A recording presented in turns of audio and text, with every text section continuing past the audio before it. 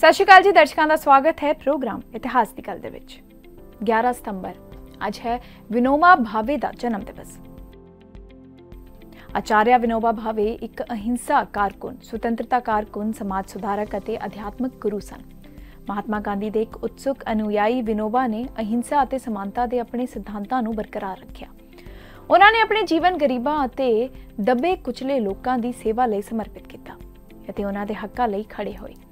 अपने बालक जीवन का ज़्यादातर समा उन्होंने सही और गलत के अध्यात्मक विश्वासां दे केंद्रित होने की एक सन्यासी शैली की अगवाई की। वो अपने भूदन अंदोलन लई सब तो मशहूर हैं। विनोबा ने एक बार कहा सी कि सारियां क्रांतियां का स्रोत अध्यात्मिक है। मेरियां सारियां गतिविधियां का इको एक मकसद दिलों का मेल प्राप्त करना है। विनोबा 1998 विच कम्युनिटी लीडरशिप लई अंतरराष्ट्रीय रेमन मैग्सेसे अवार्ड के पहले प्राप्तकर्ता सन। उन्होंने 1983 विच मरण उपरंत भारत रत्न नाल भी सम्मानित किया गया सी।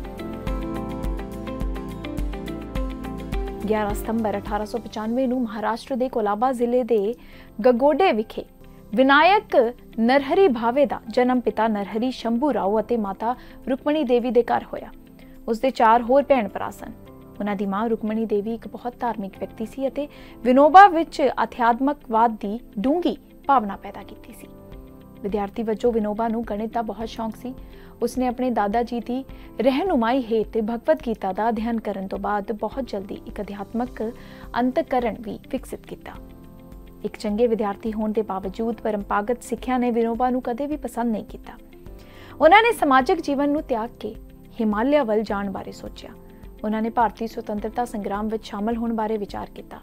उन्होंने देश की लंबी यात्रा शुरू की, धर्म ग्रंथों और संस्कृत के ज्ञान के नाल नाल खेतरी भाषावां सीखियां।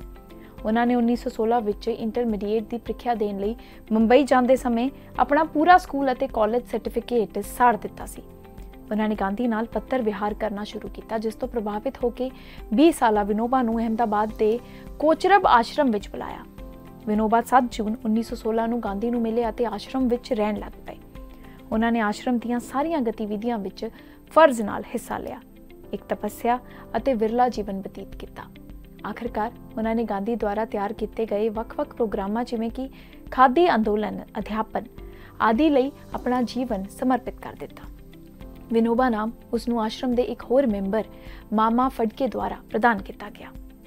विनोबा महात्मा गांधी के सिद्धांतों और विचारधारावां वल आकर्षित सन अते वो सियासी और आध्यात्मिक दृष्टिकोण तो गांधी नूं अपना गुरु मानते सन। उसने बिना सवाल दे गांधी की अगवाई का पालन किया। सालों दौरान विनोबा और गांधी विचकार बंधन मजबूत होंदा गया और समाज लई उसारू प्रोग्रामां विच उसकी शमूलीयत वधदी गई। विनोबा नूं लिखे पत्र विच गांधी ने लिखा कि मैनूं नहीं पता कि तुहाडी प्रशंसा किस शब्दां विच कीती जावे। तुहाडा प्यार अते तुहाडा चरित्र मैनूं आकर्षित करता है अते तुहाडी स्वै पड़चोल भी करता है। मैं तुहाडी कीमत नूं मापण दे योग नहीं हाँ। मैं तुहाडे अपने अंदाजे नूं स्वीकार करदा हाँ अते तुहाडे लई पिता दी स्थिति नूं मनदा हाँ। विनोबा ने गांधी द्वारा तैयार किए गए ਵੱਖ-ਵੱਖ प्रोग्रामां नूं पूरा करने वाले नेता द्वारा स्थापित किए आश्रमां विच अपने जीवन का एक वधिया हिस्सा बिताया।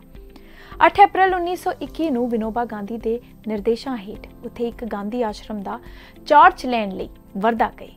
वर्धा विच अपनी रिहाइश के दौरान विनोबा ने मराठी विच एक मासिक भी कढ़िया, जिसका नाम महाराष्ट्र धर्म सी। इस मासिक विच उपनिषदां बारे उसके लेख शामिल होंदे हन। उसदियां राजनीतिक विचारधारावां आज़ादी प्राप्त करने लई शांतिपूर्ण असहयोग के सिद्धांतां वल सेधित सन। उसने गांधी द्वारा तैयार किए सारे राजनीतिक प्रोग्रामां विच हिस्सा लिया। वो गांधी के समाजिक विश्वासां जिवें कि भारतीयां ਅਤੇ ਵੱਖ-ਵੱਖ ਧਰਮਾਂ ਵਿੱਚ समानता ਵਿੱਚ विश्वास करता सी। महात्मा गांधी के प्रभाव हेठ विनोबा भी भारतीय स्वतंत्रता संग्राम ਵਿੱਚ शामिल हो गए। उसने ना मिल वर्तन के प्रोग्रामां ਵਿੱਚ हिस्सा लिया ਅਤੇ खास तौर पर विदेशी दरामद की बजाय स्वदेशी वस्तुओं की वरतों करने के सद्दे ਵਿੱਚ हिस्सा लिया। उसने खादी नूं रिड़कण वाला चरखा चुक्या ਅਤੇ दूजिਆਂ ਨੂੰ ਅਜਿਹਾ ਕਰਨ ਦੀ अपील की, जिस के नतीजे वजों फैब्रिक का वड्डे पद्धर ते उत्पादन होया। 1932 ਵਿੱਚ विनोबा भावे ते ब्रिटिश शासन के विरुद्ध साजिश रचन का दोष लगाते हुए सरकार ने उन्होंने 6 महीनों ਲਈ ਧੂਲੀਆਂ ਦੀ जेल भेज दिता। उत्थे उसने साथी कैदियों ਨੂੰ मराठी ਵਿੱਚ भगवत गीता के ਵੱਖ-ਵੱਖ विषयों की व्याख्या की। ਧੂਲੀਆ जेल विच गीता उत्ते दिते सारे लेक्चरां नूं इकट्ठा करके बाद विच एक किताब के रूप में प्रकाशित किया गया। 1940 तक विनोबा भावे नूं अपने आले दुआले दे लोग ही जानते सन। महात्मा गांधी ने 5 अक्तूबर 1940 ਨੂੰ ਇੱਕ ਬਿਆਨ ਜਾਰੀ ਕਰਕੇ ਵਿਨੋਬਾ ਭਾਵੇ ਨੂੰ ਰਾਸ਼ਟਰ ਦੇ ਸਾਹਮਣੇ ਪੇਸ਼ ਕੀਤਾ। ਉਸ ਨੂੰ ਖੁਦ ਗਾਂਧੀ ਦੁਆਰਾ ਪਹਿਲੇ ਵਿਅਕਤੀਗਤ ਸੱਤਿਆਗ੍ਰਹਿ ਵਜੋਂ ਵੀ ਚੁਣਿਆ ਗਿਆ ਸੀ। ਵਿਨੋਬਾ ਭਾਵੇ ਨੇ ਅਸਮਾਨਤਾ ਵਰਗੀਆਂ ਸਮਾਜਿਕ ਬੁਰਾਈਆਂ ਦੇ ਖਾਤਮੇ ਲਈ ਅਣਥੱਕ ਕੰਮ ਕੀਤਾ।